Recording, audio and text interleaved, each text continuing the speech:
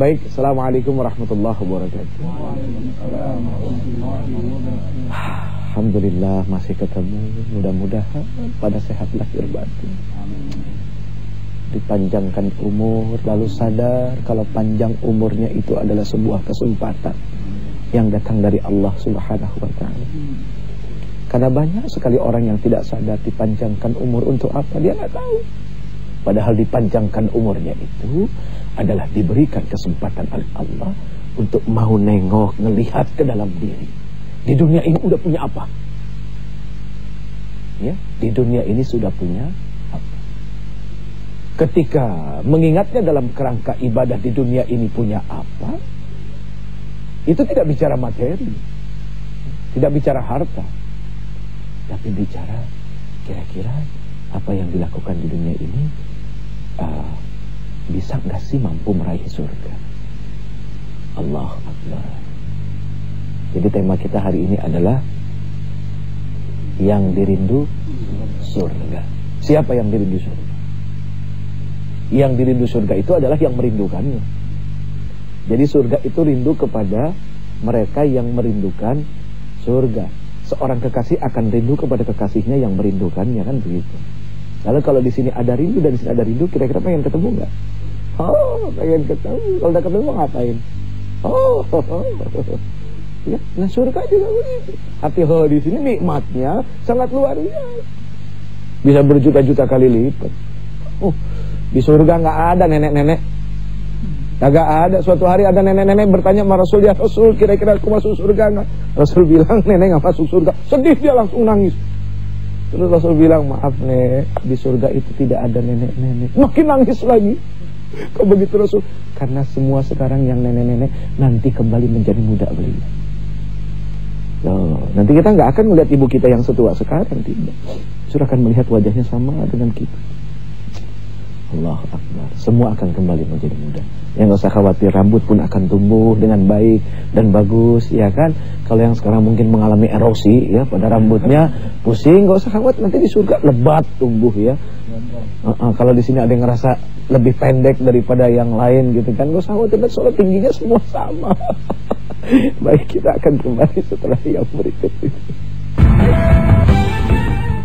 Hadirin yang dimuliakan Allah Subhanahu wa ta'ala, insya Allah, mudah-mudahan ya selalu berbaik sangka bahwa kita ini akan mendapatkan surga. Maka secara positif, energi positif itu ada di antara kita. Tapi kalau orang yang pikirannya buruk sangka, seketika energinya adalah negatif. Makanya hidupnya nggak pernah nyaman, nggak pernah tenang, selalu dalam kegelisahan. Hindari sifat-sifat itu, karena nggak ada untungnya.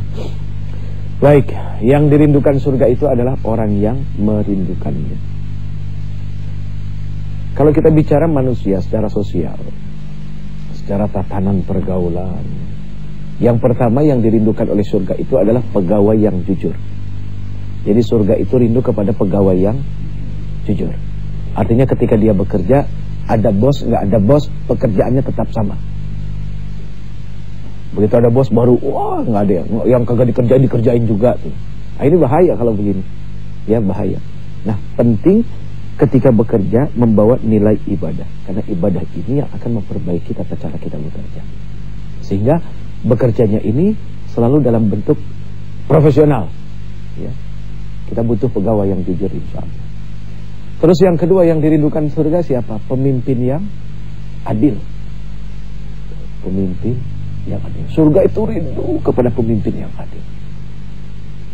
Kepada pemimpin yang bukan cuma membuka pintunya hanya kepada orang-orang kaya. Malah dia perintahkan ajudannya untuk mengumpulkan orang-orang susah, supaya pemimpin itu bisa duduk di antara orang-orang susah, di antara orang-orang miskin, bahkan di antara orang yang badannya bau.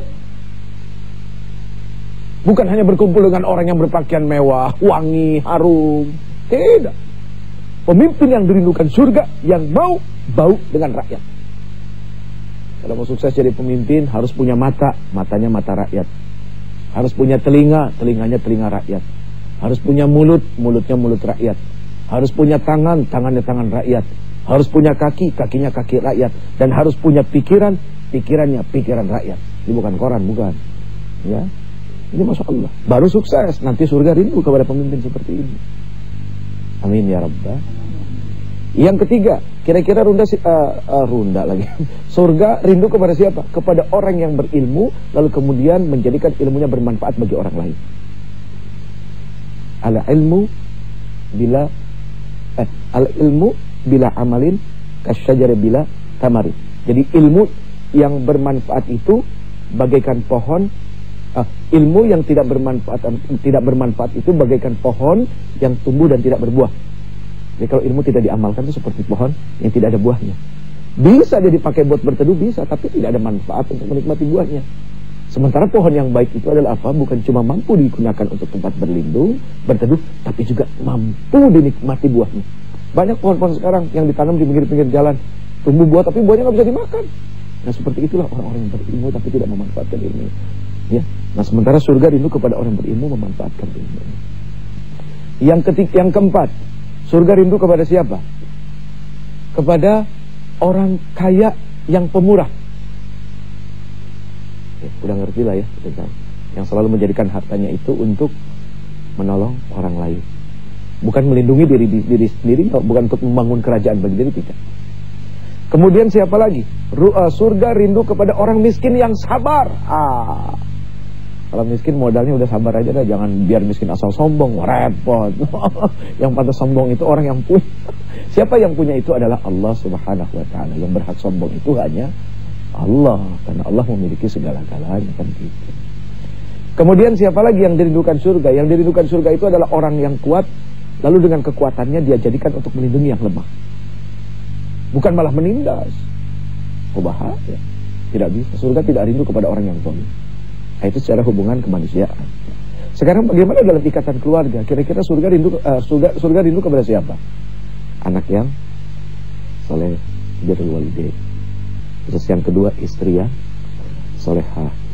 Kemudian suami yang jangan soleh mas solehah dulu, dari tadi soleh solehah soleh. Yang lain atau bahasanya dicari ya soleh. Ada banyak bahasa. Yang pertama anak yang berbakti kepada orang tua, yaitu birrul walidain. Yang kedua istri yang solehah, yang taat kepada suami menurut Quran, bukan menurut hawa nafsunya. Banyak sekarang istri-istri merasa, oh saya sudah taat, tapi taatnya bukan menurut Quran, taatnya menurut seorang psikolog. Mohon maaf, bukan ingin mengecilkan para psikolog, tidak, tapi solehah menurut kata Quran itu jauh lebih pasti diterimanya. Ya, gitu. Tapi para psikolog juga ini adalah ilmu-ilmu yang diberikan oleh Allah Subhanahu wa taala. Mereka adalah orang diberikan kelebihan, mampu mengawal ketidaktenangan orang menjadi tenang. Wah, subhanallah, luar biasa ya. Kemudian suami yang bertanggung jawab, bukan cuma mau enaknya doang. Apa yang dimaksud enak? Butuh, pengen lihat perempuan, pengen pulang ke rumah istri digarap, dibajak, ya, kayak ngebajak sawah. Udah beres, tinggal lagi. Tapi secara keagamaan tidak pernah dituntun, dibimbing menuju Allah Subhanahu wa taala. Ini enggak bagus, ya. Sekarang bagaimana menurut dalam konteks ibadah, siapa yang dirindukan surga? Surga itu rindu kepada orang yang Allahu Akbar. Nah, ini. Surga rindu kepada orang yang hatinya selalu terikat kepada masjid, artinya kepada tempat sujud, yang suka baca Quran, yang puasa di bulan Ramadan, kemudian ditambah sama puasa-puasa yang lain. Kalau kita belum bisa puasa yang lain ya, Ramadan aja ketar-ketir dulu kita puasa, banyak diganggunya, apalagi puasa-puasa sunnah belum gitu. Apalagi muasain hawa nafsu, aduh, perutnya mau puasa, hawa nafsunya tetap aja jalan. Ya, jadi susah puasa hawa nafsu itu paling susah, berat. Nah sekarang siapakah mereka orang-orang yang mewarisi surga? Siapa? Kamu set. Surat Al-Mu'minun ayat 1 sampai 11. Qad aflahal mu'minun alladzina hum fi salatihim khashi'un walladzina hum 'anil lagwi mu'ridun walladzina hum lizzakati fa'ilun walladzina hum li furujihim hafizun illa 'ala azwajihim aw ma malakat aymanuhum fa innahum ghairu malumin ila al-akhir sampai ulaika humul warithun alladzina yarithunal firdaus. Mangga Habib Bah. Assalamualaikum warahmatullahi wabarakatuh. Waalaikumsalam warahmatullahi wabarakatuh. Ustaz, saya mau bertanya yang kedua. Yang biasa aja santai. Friend. Yoi. Uje gitu. Lu mau jadi resmi begitu mau kian. Ayo.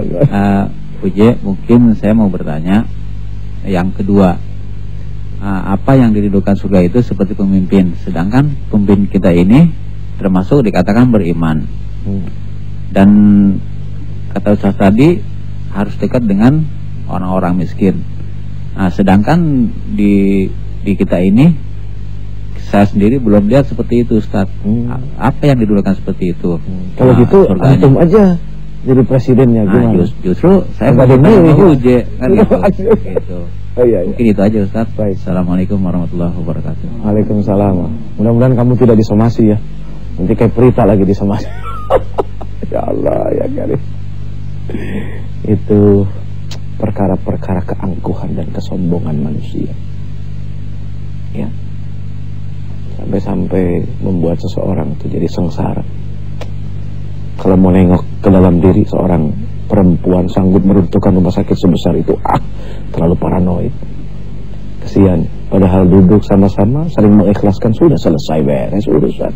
Ini senang amat pada ngeribetin diri. Emang dunia kalau bukan begini bukan dunia namanya. Dunia seru jadinya. Surga itu rindu kepada pemimpin yang adil, yang bijak. Sebentar lagi insya Allah kita mau pemilihan presiden. Tanya dong, Uje kira-kira mendukung siapa? Tanya coba. Kira-kira Uje dukung siapa nih? Saya akan mendukung presiden yang terpilih. Iya pasti semua terpilih. Udah pemilihan belum? Belum. Oh belum ya, oh ya maaf itu. Belum kalau gitu belum mendukung siapa-siapa. Saya itu hanya berpikir bagaimana orang mau mencermati sifat dan perilaku Rasul sallallahu alaihi wasallam. Rasul itu presiden anak yatim, presidennya orang fakir. Ya. Suatu hari ada orang datang ke rumah Rasul. Dia pikir rumah Rasul itu wah luar biasa, kayak rumah Uje gitu. Aduh malu ya Allah. Ternyata begitu masuk, Allahu Akbar. Yang ada cuma tikar. Oh ini kata yang namanya Muhammad yang begitu sangat luar biasa besar kedengaran di luar. Tapi ternyata begitu lihat rumahnya aja begitu. Tempat tidurnya cuma alas tikar. Pas persis ketika itu Rasul baru bangun dari tidur siang, nampak sekali bekas-bekas tikar di punggungnya. Padahal pemimpin yang diagungkan. Jawab. Ya nggak harus gitulah ya, nggak harus gitulah. Karena nggak mungkin rumah jabatan kayak begitu. Karena biasanya kalau udah ganti pemimpin rumah jabatan renovasi lagi, ganti sesuai dengan selera yang kepengen pemimpinnya bagaimana. Jadi untuk renovasi rumah aja tuh biayanya udah berapa?